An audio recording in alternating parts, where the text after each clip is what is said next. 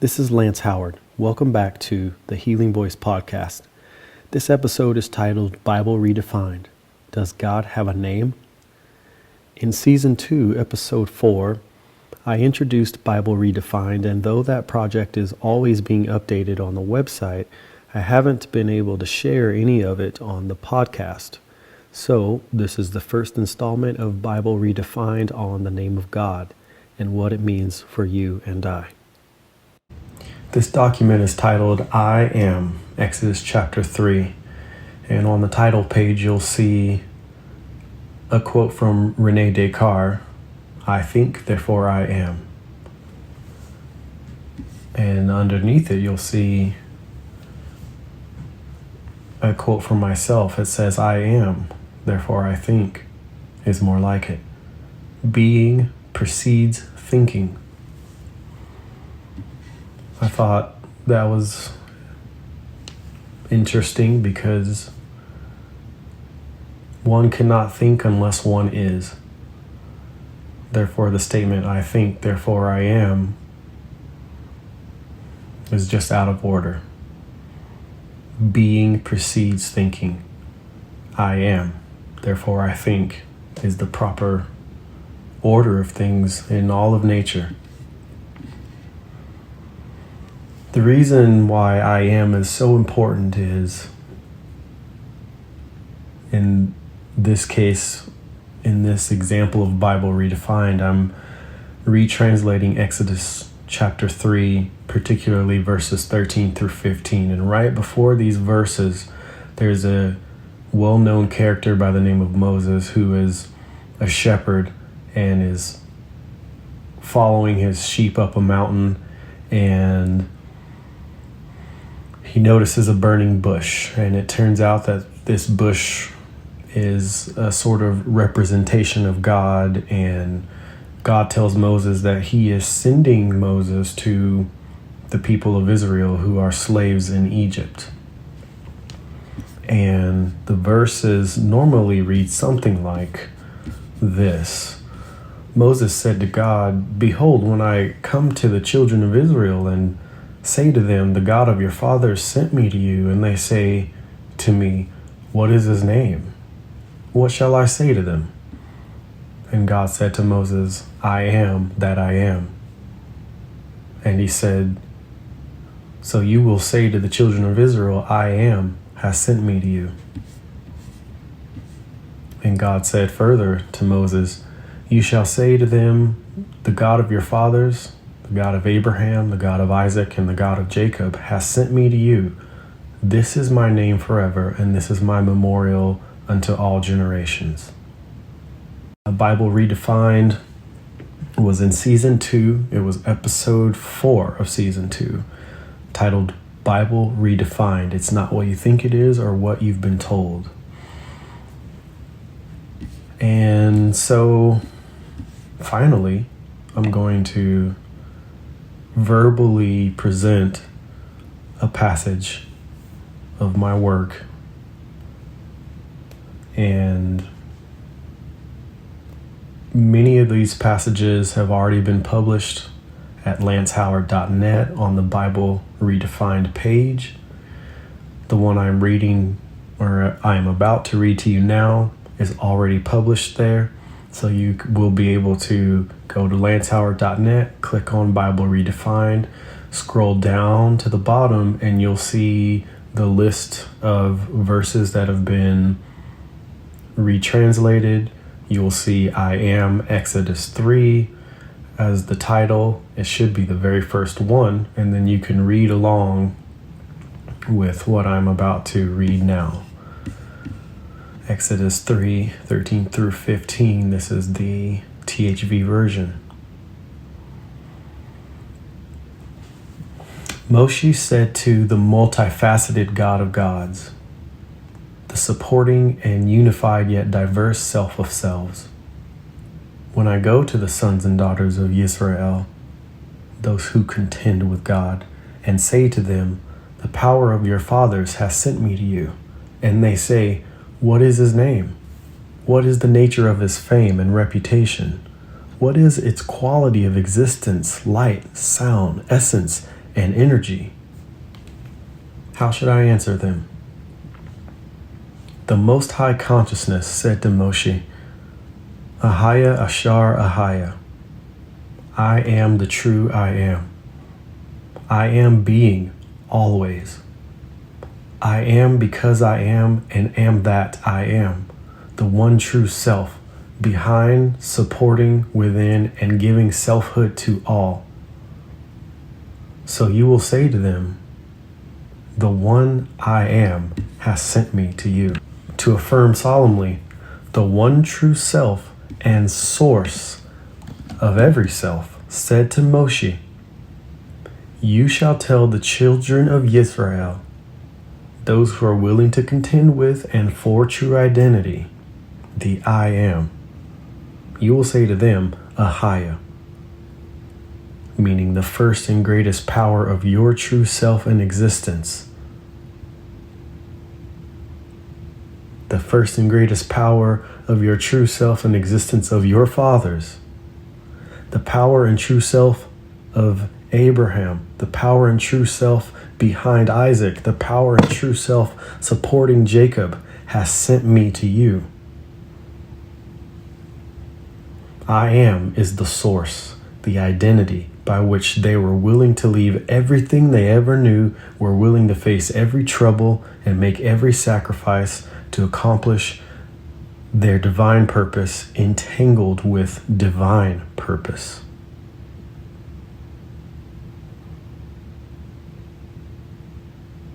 This is my fame, my reputation, my essence, my energy, and the reason I am who I am and do what I do forever, throughout, and for the generations. And that is the end of the translation of Exodus 3, verses 13 through 15. As you listen to it, there are undoubtedly some parts that may seem confusing, but if you listen and also read it at the same time, you will see certain words are capitalized and certain words are not. So for example, when I read the sentence that said, I am as the source, the identity, there's a capital I, by which they were willing to leave everything they ever knew, were willing to face every trouble and make every sacrifice to accomplish their divine purpose, entangled with divine purpose. So you heard divine purpose twice, but what you can't see is that the second time you see divine purpose, it's in capital letters. So it's saying these individuals have a divine purpose. They are sent. And that divine purpose, which the individual has, is entangled with the one and only divine purpose. Being able to sense that and see it and read it and in some way ingest and digest it is very important to understanding how the ancient scriptures work, because when we read certain things in English, we don't even realize how far over our heads it actually is. When we read I am that I am in English, we have no clue just how high and deep and wide and multidimensional the sentence is. So also in the document, you'll see some commentary, and I'm just going to read the commentary directly to you. And I may add a little, but for the most part, I will try to just stick to reading it. In our normal English translation, it says, I am the God of Abraham. That means the power and self that supports Abraham.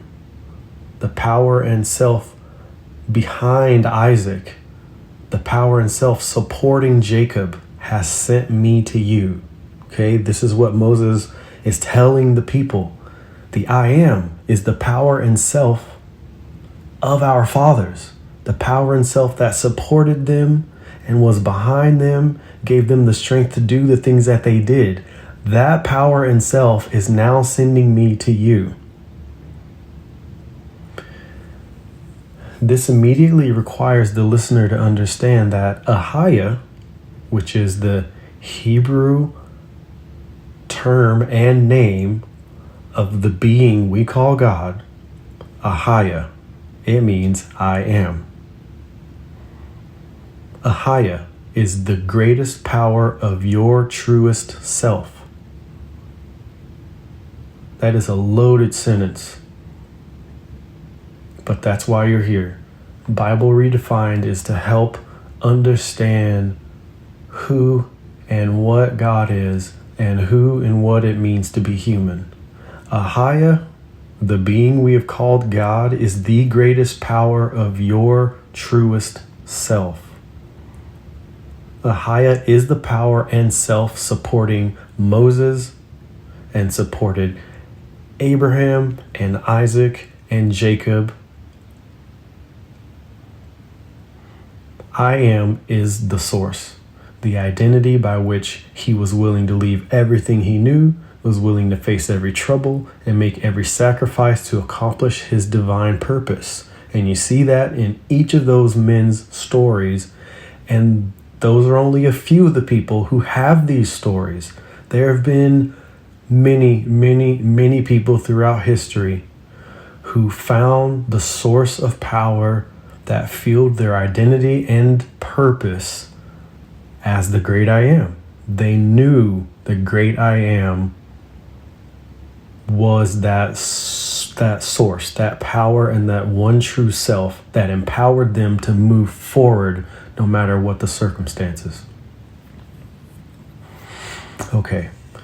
In the introduction to his translation, The Complete Jewish Bible, David H. Stern explains how the third of the 10 Commandments says the name of God was not to be used in vain or casually. This commandment was taken so seriously that it was considered transgressive to say the name of God at all.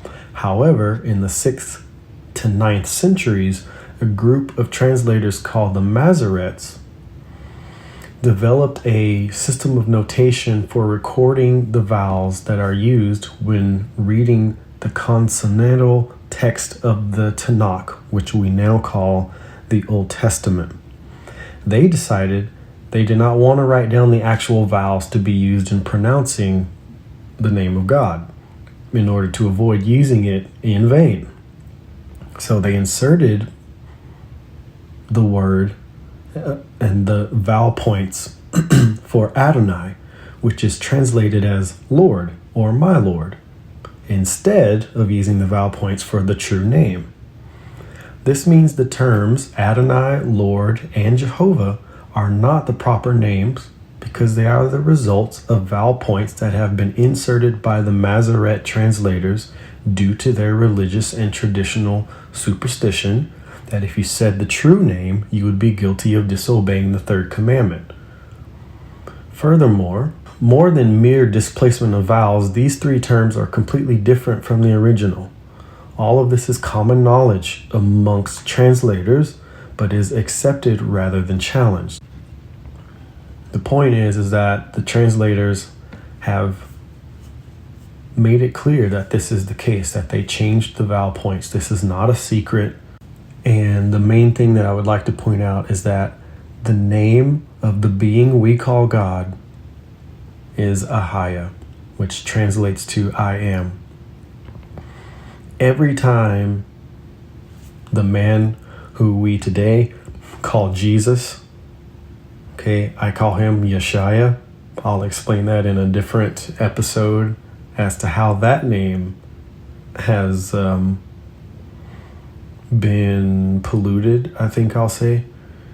Every time Yeshaya says, I am the door, I am the way, I am the truth, I am the life, I am the light, etc., etc., he's referring back to Exodus 3, the name of God. I am is Ahaya. And when Ahaya revealed himself to Moses, it was just an amazing point in history, and it's huge because it led to the exodus of the Israelites and a whole host of other things historically happened after that point. But the revealing of the name is huge.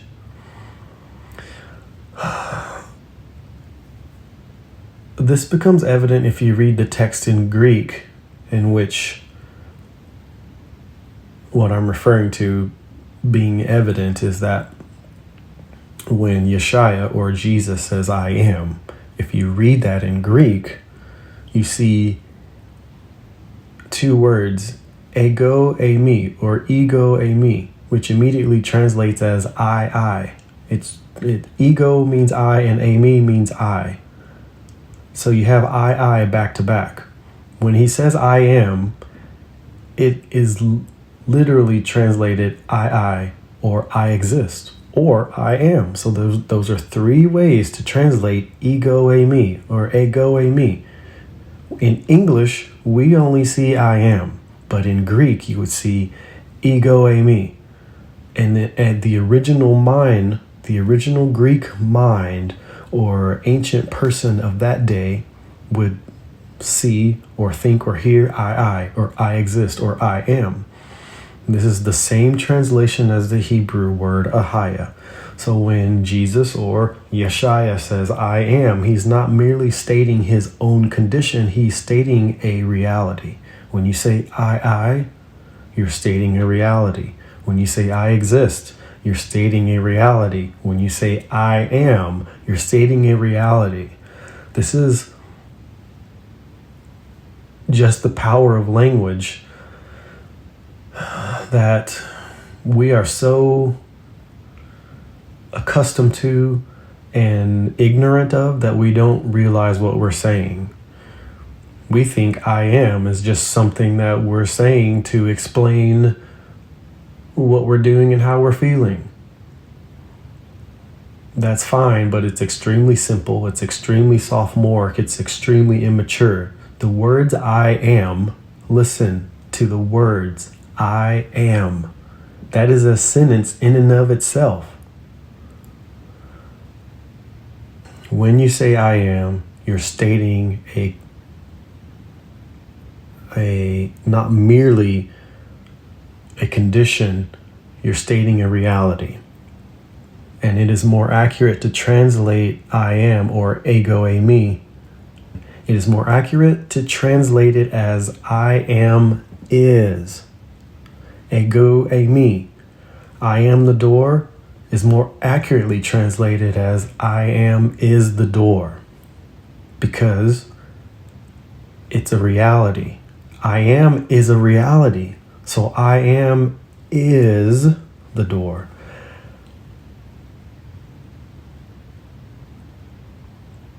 I am is the way. I am is the truth. I am is the life. I am is the light. And we know this is completely accurate because the great I am said, this is my name. I am. I am, therefore, definitely is the door and the way and the truth and the life. This is a huge mental hurdle for many people because religious indoctrination has led us to believe that every time Jesus says, I am anything, that he's equating himself as the only one. And that's simply not true. It's easy to see how inconsistent that is, because there are places where he says his followers will do greater things than him. So how could it be that he would say, how could it be that he would equate himself as the only one, but then say his followers could do the same things and greater things? And how is it now that we can link the sentence I am to the very name of the one true self, or the one true being, which we call God? You see, it's just a much larger reality. I am is a reality that every person holds. Every person holds the reality of I amness. Every person is a conscious being. God is the one true, original, most powerful, most high consciousness.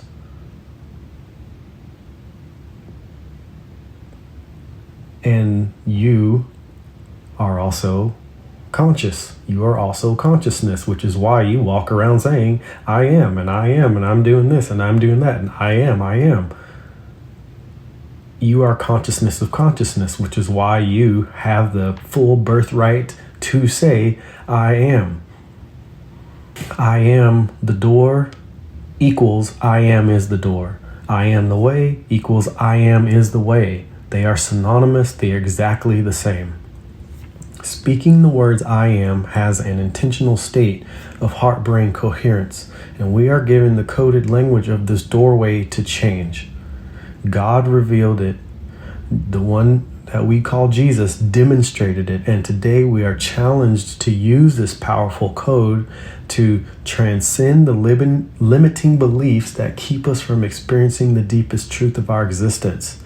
What I just read is a quote from Greg Braden in his book, The Wisdom Codes, on page 163. I'm going to read it again. Speaking the words I am from an intentional state of heart-brain coherence, we are given the coded language of this doorway to change. God revealed it, Jesus demonstrated it, and today we are challenged to use this powerful code to transcend the limiting beliefs that keep us from experiencing the deepest truth of our existence.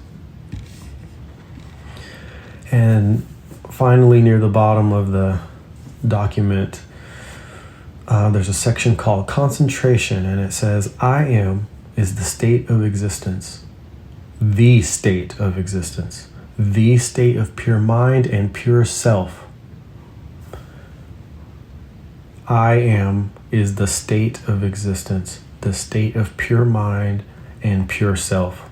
You possess this. Every thought you think and word you speak has this power within it and behind it. Choose your thoughts and words carefully because they are creative. What and how you think, what and how you speak creates your reality. Pure mind is unbiased and brings about whatever you choose, or that which you wholeheartedly believe, think, and say. This is the power and the truth of I am, because I am is what God is, and apparently you are so interlinked and intertangled with that you cannot separate the two. This is the nature of I am. This is the nature of God's name, and you carry it with you every day, all day. Welcome to Bible Redefined. Thanks for listening to the Healing Voice podcast. Feel free to email me at thvtv@protonmail.com. If you have the time, I would recommend going back to Season 2, Episode 4, and listening to the original presentation on Bible Redefined. It totally opens up the purpose of this project that I'm doing, why I'm doing it, how I got started, and why it's important for you and I and even the world to understand what the words from this ancient book are actually meaning, rather than what religious dogma has told us and conditioned us to believe about the book, which also fuels the way we see ourselves and the way we see one another. You do have free access to a limited amount of Bible Redefined under a free membership on the website, which is lancehoward.net. So at the website, you can sign up for a free membership, which gives you limited access to Bible Redefined. If you want complete access to the total library of Bible Redefined, so as I'm reading these passages and explaining them, you have access to all of it and can read along as well, then you will need a paid membership for that. The website is lancehoward.net. You just have to join the website and pay for it. It is very, very affordable. I do believe that the work of Bible Redefined is completely life-changing and can set minds free from every ounce of limiting beliefs.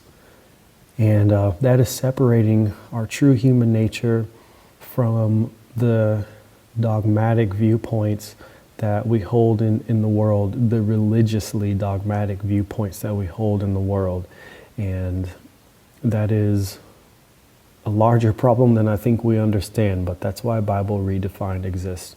I hope you enjoyed this podcast. Again, feel free to email me if you have questions, or if you would like to see a translation done that I have not done yet. Please don't hesitate to let me know. Thank you.